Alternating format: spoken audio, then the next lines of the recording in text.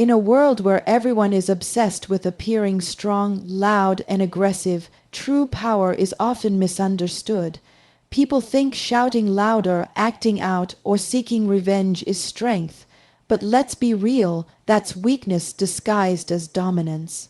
Real power isn't chaos. It's not losing your mind when someone betrays you.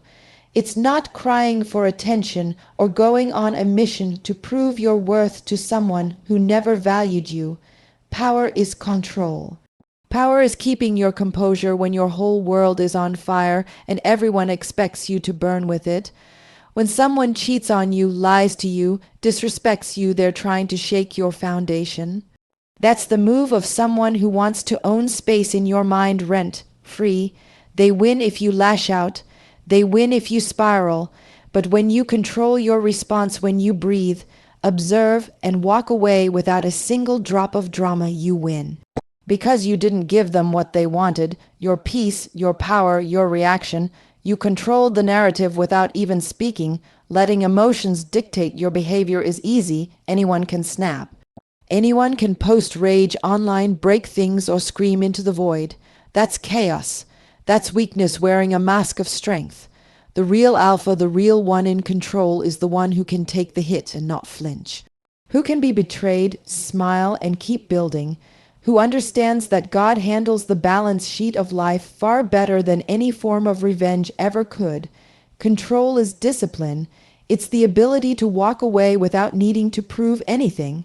It's knowing your value isn't determined by someone else's mistake. When you trust that God sees all and repays all, your mind becomes sharper.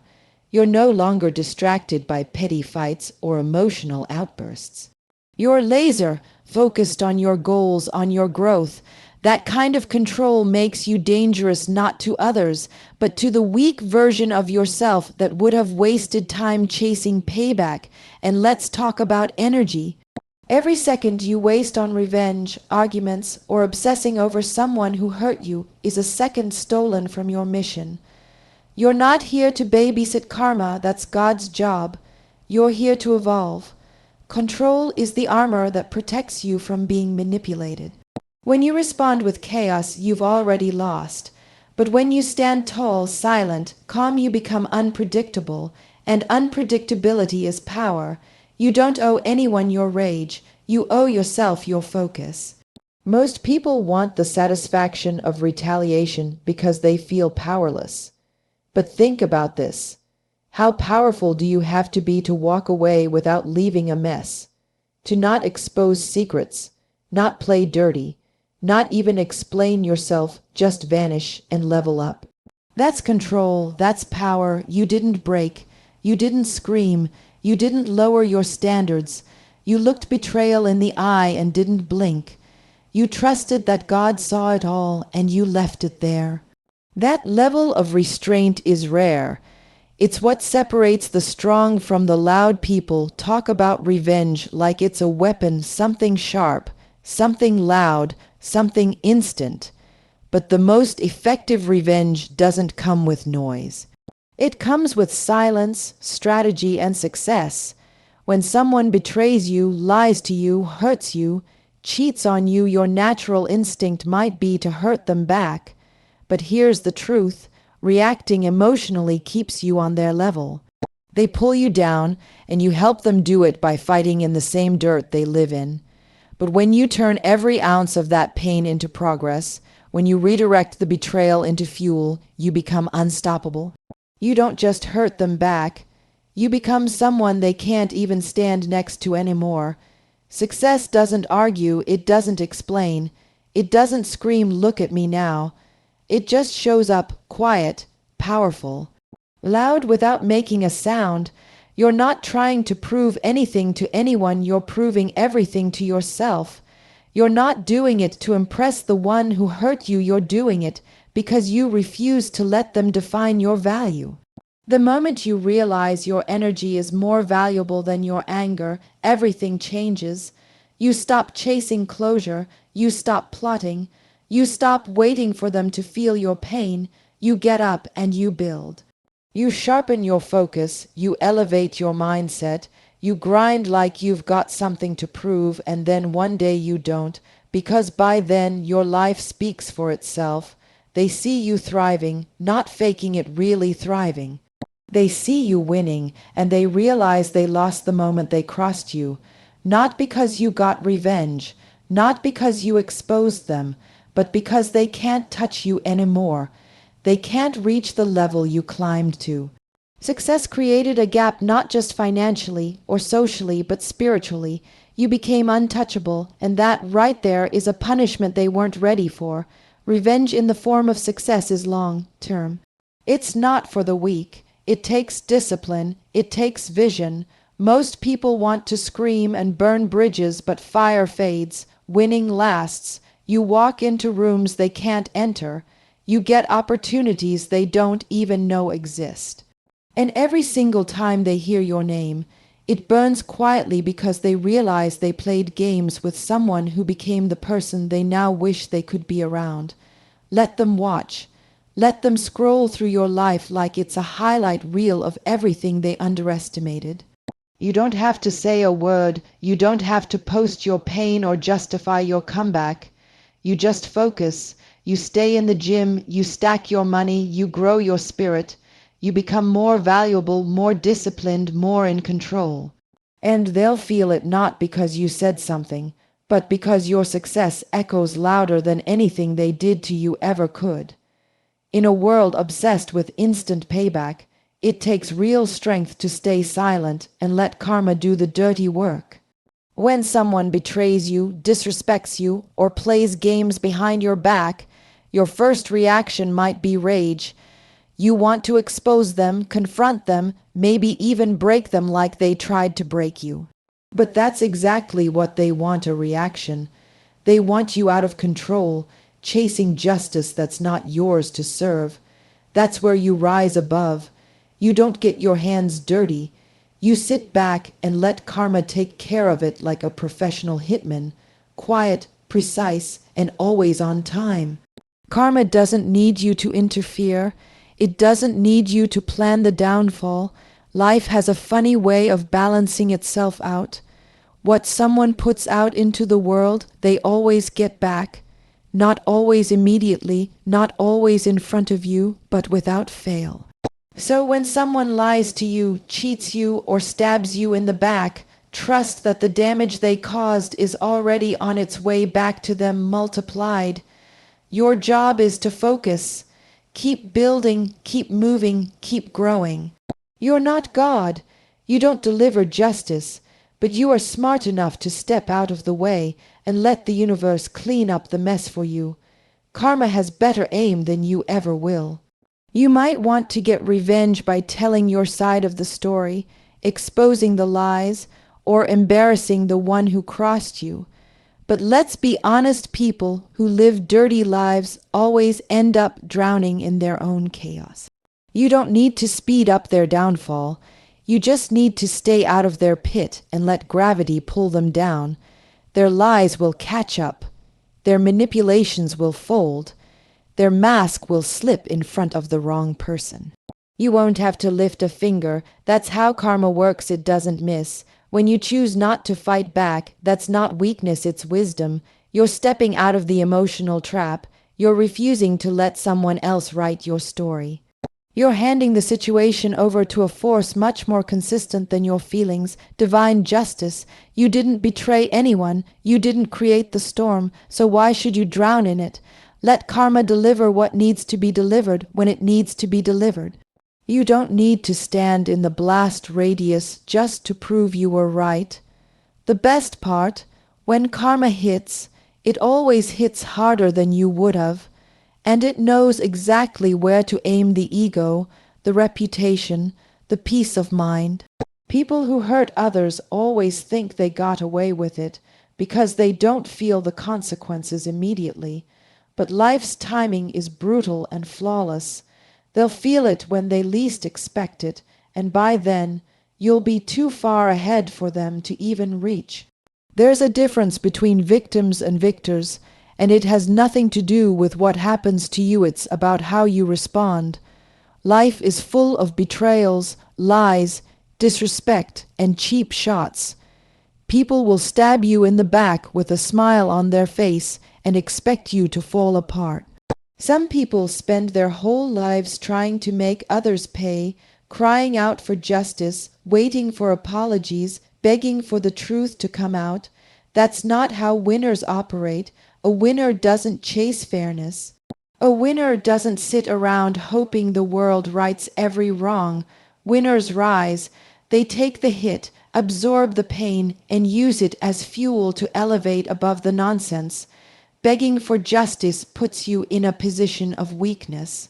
You're depending on someone else, a person, society, karma, whoever to come and fix the damage. But the truth is, the world isn't fair. People get away with things, lies go unpunished. Snakes slither through the grass and smile in photos. If you're waiting for justice to make your life right again, you're handing over your power, and the more power you give away, the further you drift from the mindset of a winner. Winners don't hand control of their emotions or future to anyone. Not to enemies, not to exes, not to fake friends. They reclaim it, quietly, relentlessly. The moment someone crosses you, you've got two choices: chase revenge or chase growth. One keeps you stuck, the other sets you free. Rising above doesn't mean you forget. It doesn't mean you pretend nothing happened. It means you choose not to stay in the same place they left you. It means you value your future more than their downfall. That's not weakness, that's strategy, that's mental strength, because while they're still playing games in the dirt, you're already in a different league where they can't compete. Winners understand that not every battle is worth fighting. If someone lied about you, let them. If someone betrayed you, let them. Your success, your peace, your discipline will speak louder than any defense you could give. Most people want to prove they're right. Winners prove they're different. You don't have to argue when your life is living proof. You don't have to call people out when you've outgrown them so clearly they can't even look you in the eye anymore. That's the kind of justice winners care about, the kind that comes from becoming untouchable. Rising above also protects your focus. The more energy you spend on revenge or justice, the less energy you have for building something better. Your time is your most valuable currency. Why spend it on people who aren't even worth your silence? When you rise, you create distance. Distance creates clarity, and with clarity comes power. You're no longer reactive. You're selective. You stop explaining yourself. You stop chasing closure. You stop needing others to recognize the truth because you know it, and that's enough. Everybody wants strength, but nobody wants struggle. They want growth without pain, confidence without betrayal, wisdom without failure, but that's not how it works. Pain is the entry fee to power. The problem is, most people treat pain like a curse. They sit in it, cry about it, let it break them down. But pain doesn't show up to destroy you, it shows up to sharpen you. It's a tool, a weapon, a source of energy that, if used right, can transform you into someone unstoppable. But you have to choose. You can let pain break you, or you can let it build you. One leads to excuses, the other leads to evolution. Pain is raw energy. When someone betrays you, when life hits you hard, when nothing makes sense anymore, that's energy. Your emotions are high, your mind is racing, and your heart's on fire. What you do in that moment decides your future. Most people waste it. They complain, post online, talk to everyone except themselves.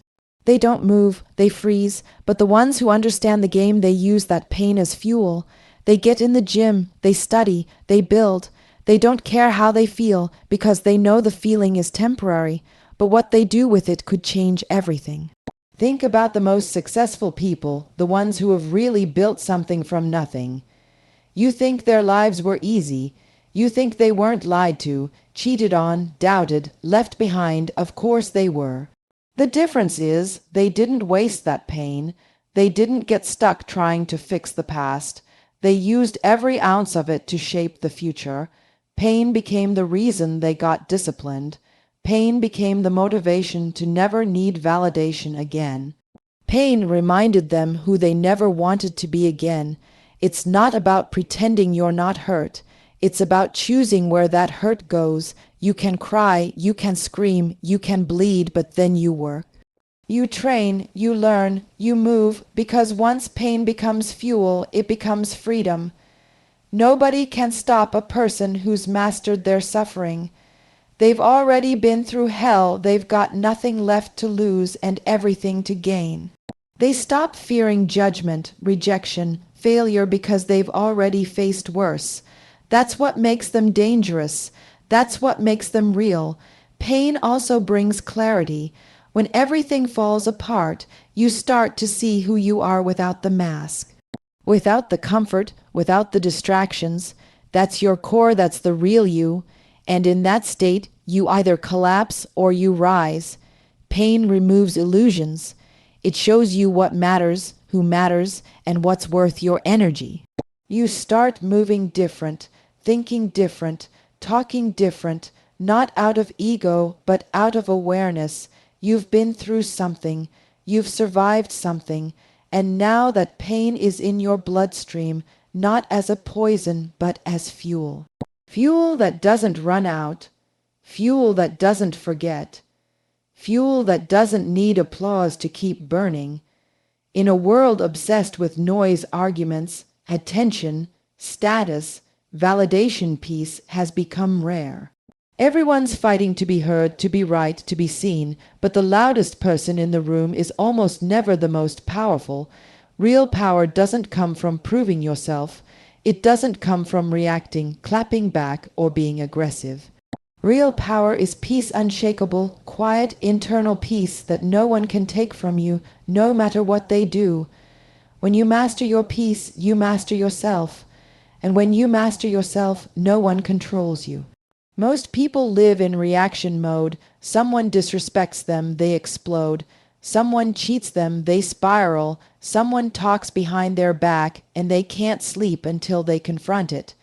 That's slavery, emotional slavery. If your mood, your energy, your confidence can be hijacked by someone else's actions, then they own you. That's not power. That's weakness pretending to be strength. But when you can look at chaos and stay calm, when you can be betrayed and not fall apart, when you can walk away without saying a word, that's power, that's peace, and it scares people more than any outburst ever could. Peace isn't the absence of problems, it's the ability to remain centered despite them. It's being so locked in, so focused on your mission, your growth, your higher calling, that nothing outside of you can shake what's inside of you. You stop chasing explanations, you stop demanding apologies, you stop needing closure, not because you don't care, but because you've evolved past the need for emotional handouts. You realize that arguing, defending, proving your point, all of that takes energy. And that energy is better spent building, growing, creating, elevating. When you protect your peace, you protect your time, you protect your focus, you protect your future. That's why not everyone deserves access to you. Not every fight deserves a response. Not every insult deserves a comeback. You have to ask yourself, does this feed my peace or steal it? Because every distraction, every petty situation you give your energy to slows down your progress. Peace doesn't mean weakness. It doesn't mean you let people walk all over you. It means you're selective. You know what matters. You know who matters, and you don't let the rest in. People who haven't found peace will always try to shake yours. They'll try to provoke you, push your buttons, drag you into drama because chaos is their comfort zone. But when you stay calm, when you don't bite the bait, when you maintain that steady internal stillness, it drives them mad. Not because you're doing something to them, but because you're not giving them the reaction they crave. You're not playing their game. You're operating on a different frequency, one they can't reach, one they can't disturb. Peace is a choice every single day. It's choosing silence when you could scream. It's choosing distance when you could confront. It's choosing discipline over drama, clarity over chaos, strength over sensitivity. And once you learn to choose peace, you start moving different.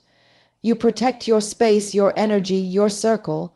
You stop trying to be understood by people who are committed to misunderstanding you. You stop explaining your value to people too blind to see it. You stop engaging with anything that costs more than it gives. And in that quiet, in that stillness, you find something more powerful than control, more valuable than revenge. You find a version of yourself no one else can break.